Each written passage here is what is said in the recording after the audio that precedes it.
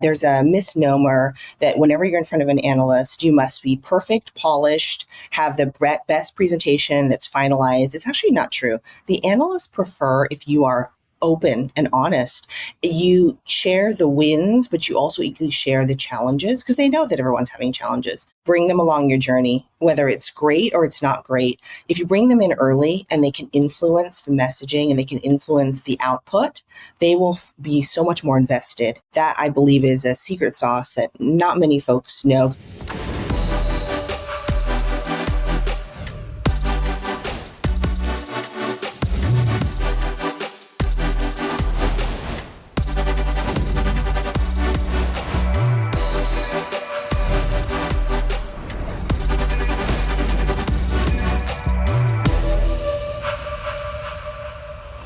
Welcome to CMOs Unscripted. This is real talk with today's top marketing leaders. No filters, no fluff, just bold insights and honest conversations that cut through the noise.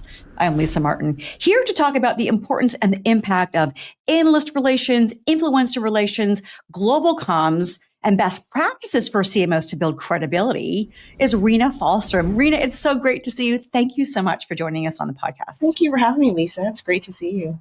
It's great to see you too. Rena, we go back since 2010, since our NetApp days. I just did the math. 15 years. I know. No. When you do the math, that's when we get in trouble. I know it is, right? We'll edit that out. I'm just kidding. It's great that we still look the same. So, isn't it? We really do. I know. So guys, Rena runs communications at Glean. She's also a member of the Forbes Communications Council. As I mentioned, we go back to our NetApp days back 2010. Rena, give the audience a little bit more of your background.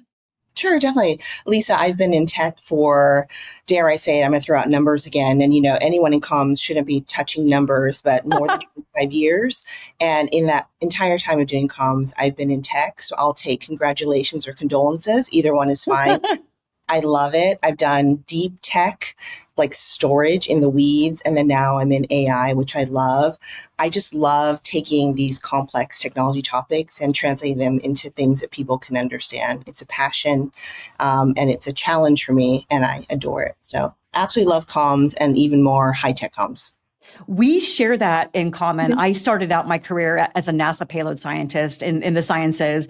And I love that theme that you just talked about of taking really complex topics, in our case, technology topics, especially now with AI and all the complexities, and distilling them down so folks understand them. You are an expert with analysts, with influencers. Talk about the importance of analyst relations. What's the value that you've seen of the influence of industry analysts on buying decisions and market trends? And how has that changed in 25 years? Absolutely. And you've hit it. It's buying decisions. I don't think people realize that the industry analysts are talking to their clients. And if I translate the word client, it's basically a company's prospect, which I believe, in addition to existing customers, are the most important thing to an organization. And so the knowledge that an organization can have that these analysts are talking to the people that we want to purchase our product or products or our platform is huge. And so I always say analyst engagement equals analyst love. Analysts cannot be oversaturated. You can reach out to them, you can talk to them, you can be honest with them. And if they are positive about you, the company, that will translate into all of their conversations that they have with their clients, which are our prospects, and will hopefully make the sales cycle a little bit easier and drive pipeline, which is what all CMOs dream about, which is more and more pipeline. More and more pipeline, more and more revenue. But what you just talked about there is really establishing trust with these influencers. What are some of the key benefits that you've seen over the years regarding building that credibility, building that trust, and enabling your organizations to become thought leaders? It's a great question. I think that there's a misnomer that whenever you're in front of an analyst, you must be perfect, polished, have the best presentation that's finalized. It's actually not true. The analysts prefer if you are open and honest. You share the wins, but you also equally share the challenges because they know that everyone's having challenges. And so the more honest you are with them, the more you'll get an honest response back. And I think the stronger relationship and then the overall feeling about the company is more positive when you're that way.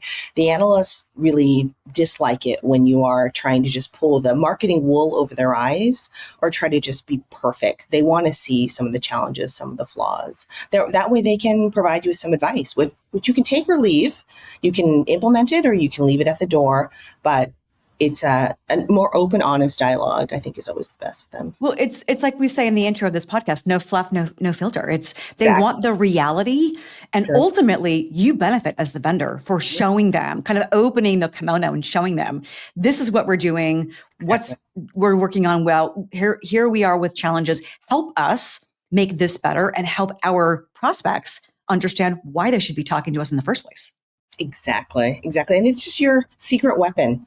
I think everyone's sales teams, they're great and they are pitching the company's differentiation and the benefits, but having that extra third party boost of endorsement really could put it over the top to just signing that PO and getting that going. So, well, and these days, prospects and customers are so empowered digitally that they're doing so much. I think I heard on the podcast last week, average is 17 touch points that a prospect does on their own before they get to the vendor. So being able to have the analyst data as part of that self-education isn't a nice to have anymore. It's required. Talk to me about how you've partnered with analysts to shape market perceptions and trends as they are changing, especially in the era of AI, when everything is moving lightning speed.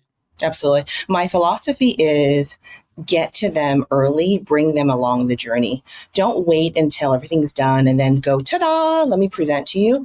Bring them along your journey, whether it's great or it's not great. If you bring them in early and they can influence the messaging and they can influence the output, they will be so much more invested and more inclined to actually promote it and more inclined to say great things about it if they know that they've been brought along the journey and that they've had a chance to influence it or provide input.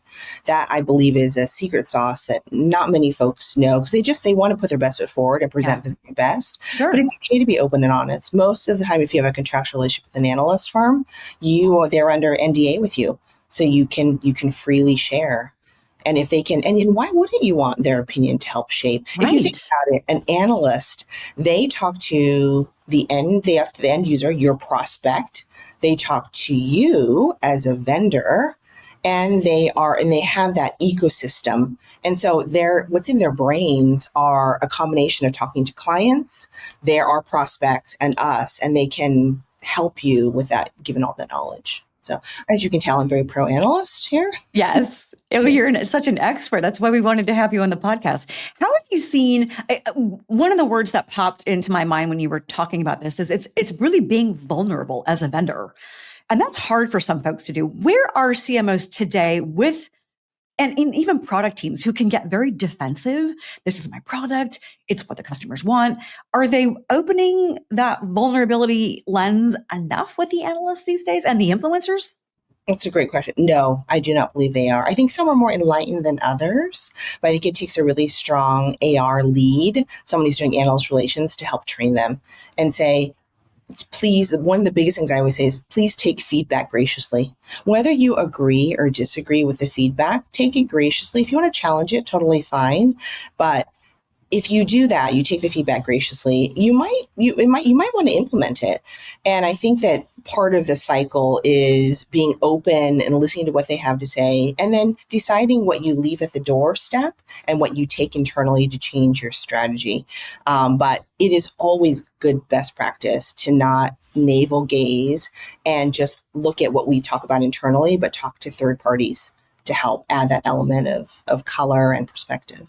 I think that's part of the empathy gene that we just expect leaders and CMOs to have these days, isn't it? Absolutely. Yeah. Absolutely. What about with the onslaught of social media? I was just talking to a big cybersecurity influencer recently who has over almost 1.6 million followers. And she said, how do you get news, Lisa, as a marketer, as a member of the media? And I said, social media. Mm-hmm. So as social is such a dominant force in our lives, how do you then have conversations with the non-analyst influencers who can be very influential to the same prospects and customers. Is that a different ballgame?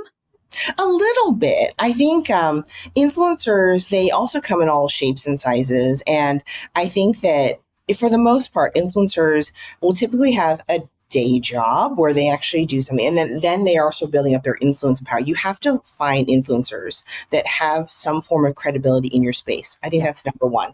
They have to be known as someone who is knowledgeable on AI, storage, networking, compute, whatever the topic may be. And once you identify them, you take a look and say, do they have a healthy following? So if they're known as an expert in your area and they have a healthy following, then I think you engage. I think you engage and you figure out a way to talk to them. Some of them have phenomenal following and they have the reach. And I think it's finding out a way to work with them in a way that helps get your messages out there. But first and foremost, they have to be authentically recognized as an expert in that area. If not, then they're not going to have the following that then is part of that. You just nailed it. Authenticity. Yes, huge. Yeah. Huge. When you do that, like, what's the difference though? So you were talking about like an analyst being under NDA where you can really open the kimono and be honest and say, shoot this full of holes, help us find where holes are that we haven't seen. Is it similar with an influencer? Is it a similar type of contractual relationship, or do you have to maybe keep some things under the covers? That's a good question. I would say, and this is going to be controversial to my comms pals out there, if you look at the spectrum of, let's say, media, maybe they're on the far one side, and then you look at analysts on the other side. Media, you're going to be careful unless they're under embargo. In my opinion, influencers kind of fall somewhere in the middle, but closer to analysts. I think you can have a contractual relationship with them, and you can say, look, this is under NDA. We're sharing this. But what you want from them is you want their feedback, but you also want them to amplify it because you're trying to capture their following. You're seeing this, 300,000, 400,000, 1 million followers. You want to get to that audience. Yeah. And so you want to give them what they need to be able to intelligently speak about you to that audience. Share a little bit like you would with the analyst, but also remember that they're a little bit more toward the media side too, and try to find that balance. But your end goal is to reach the following that they have in whatever means you need to. Right. How do you do this, ensuring consistency with the analysts, the traditional tech analysts, the influencers, and be responsible for global programs? Does there have to be regional nuances? What's the secret or best practices for being able to get the message out consistently through these different voices across different regions and markets? I think localization is huge. I think if you're talking to an influencer that is not based in the US, you want to marry the company's core global messages with local messages. So if you can communicate, like for example, let's say you have an influencer that's in the UK, you want to communicate Glean's or a company's key messages, but then you want to figure out, okay, how can you contextualize, let's say, the growth of AI in that particular country. So the more you can globalize and localize all at once is the key to success. Because I think when you're talking about, let's say, a topic like AI, everybody knows that it's not if, but when. Oh, yeah. But there are little nuances by country, by region. And if you can infuse that, I think you're going to be cooking with gas. How do you balance cultural sensitivity? Because that's obviously it's a huge challenge when you're running a global program, is not just getting localization, getting local messages, but balancing the differences and how cultures respond and react to news and technologies. Absolutely. That's a great point. So I'll go back to AI as an example. It's always been said, and I don't know if it's even true anymore, but it's always been said that US is sometimes at the cutting edge of adoption. And then what follows is the European market and then the Asia Pacific market. I can't say if it's true anymore these days, but what I will say that by region, you've got to have the understanding that, for example, with AI, that there are other considerations. Like in Europe and in the UK specifically, there are privacy and security regulations that are a little bit more stringent than they are in the US. And you have to take those into consideration. So where in the US, people may be worried about, say, getting ROI from AI implementation, perhaps in the UK, that's not number one, but number one could be privacy. And is my data being exposed if I implement an AI tool? So understanding the motivations of a particular region or country is hugely important to be able to market to them. what are their hot buttons? What are their goals and ambitions? And it will change by region, change by company as well. Yeah. Yeah. A lot of differences there and a lot of specificities, but you have such great global experience, as you mentioned, being in the industry for so long, understanding one, why that's so important, two, how to strategically develop a plan for that, and three, how to execute it and probably pull different levers and adjust the artistry side, the scientific side, so that those messages really fall well across prospects, existing customers, analysts, and influencers. What's your best practices for CMOs that need to have more of that empathy gene, more of that?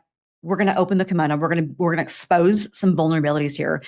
How do you recommend that they start embracing that from a behavioral and cultural perspective within their own company to deliver really effective global comms programs?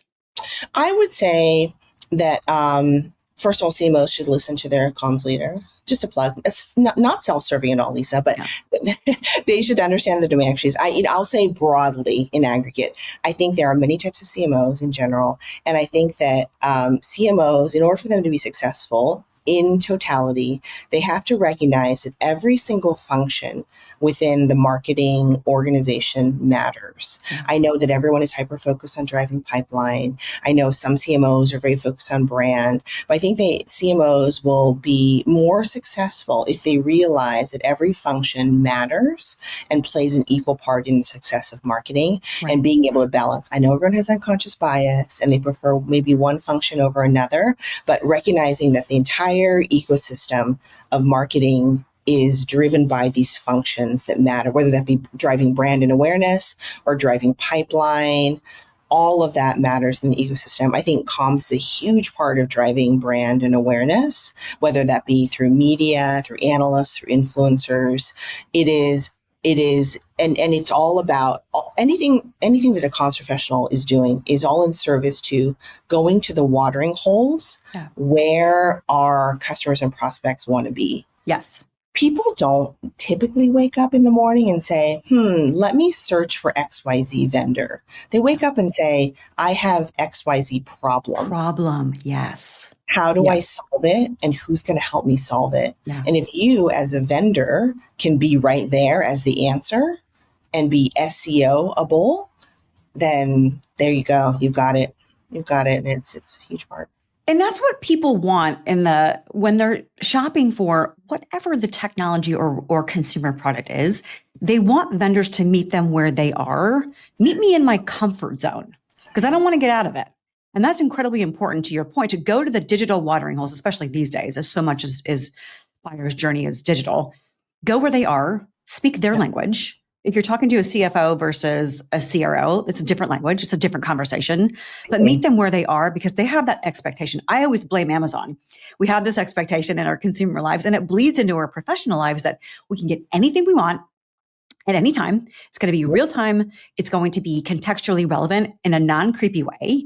But you're going to come to me where I want to shop, for example, if that's within a social media platform, if it's in your app, if it's on your website, come to me, help me make the right decisions and prove to me why. It's like the show me state of, what is that, Missouri?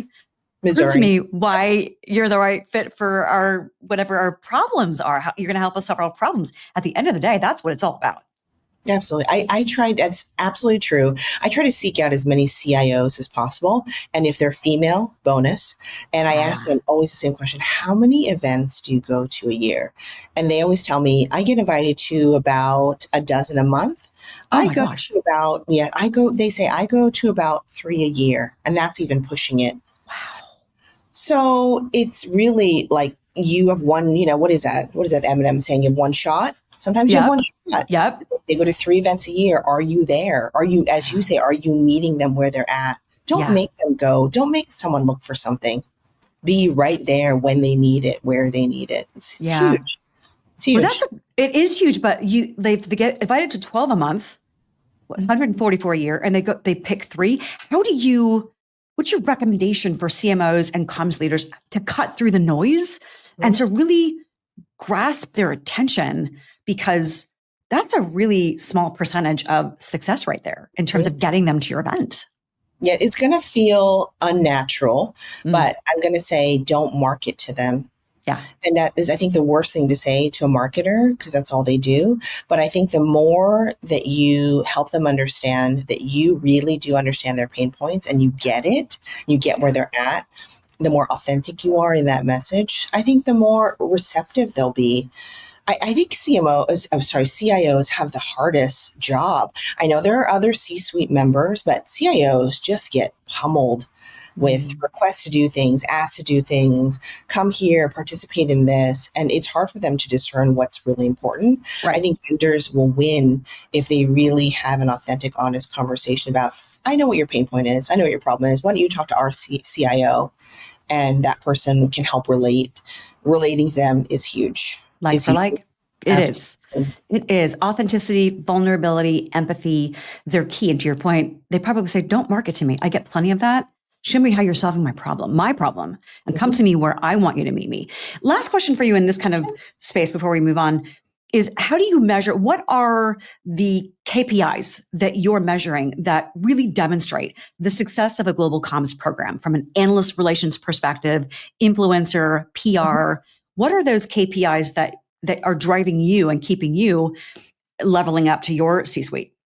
I would say that this is a huge discussion, but from a media perspective, everyone always want to measure share of voice. Yeah. Amongst the peer set, how much share of voice are you getting? It's a fine measurement, but what we also try to measure in addition to that are two things. One, message resonance. So how much of the messages that we're putting out in the market actually translate into the articles that are written?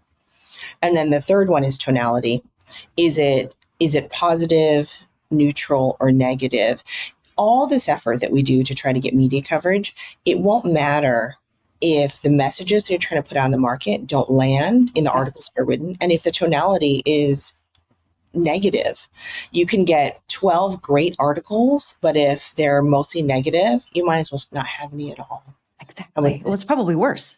It is. It is really absolutely Yeah. it's worse. On the influencer side, it goes back to what we spoke about earlier, which is around followers and reach. So Yeah. if you can work with an influencer and you produce something and you're getting 80,000 views, 80,000 likes, you're in business. And so it is Yeah. all about reaching their audience for which they've worked really hard to craft and get that captive audience. I think that's a big one. On the analyst side, as I mentioned before, analyst engagement equals analyst love. You can't oversaturate them. So reach out to them often and bring them along the journey.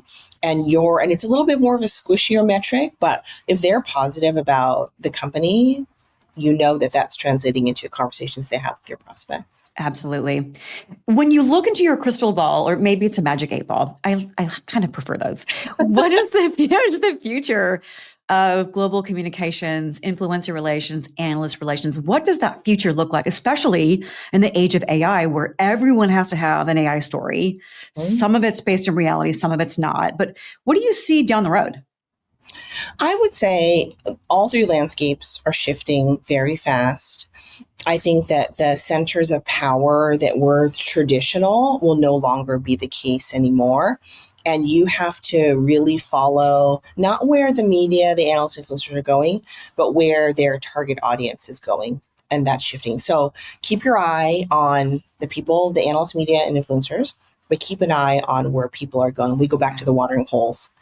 Like, what are you reading, Lisa? What am I reading? Who do I trust? Yes. And who do I go to when I wake up in the morning and want to get the news? Follow them, ask them questions. When I go to events where we have customers and prospects, I'm always like, what do you read? What do you like? What's on your feed? Who's on your Yeah. feed?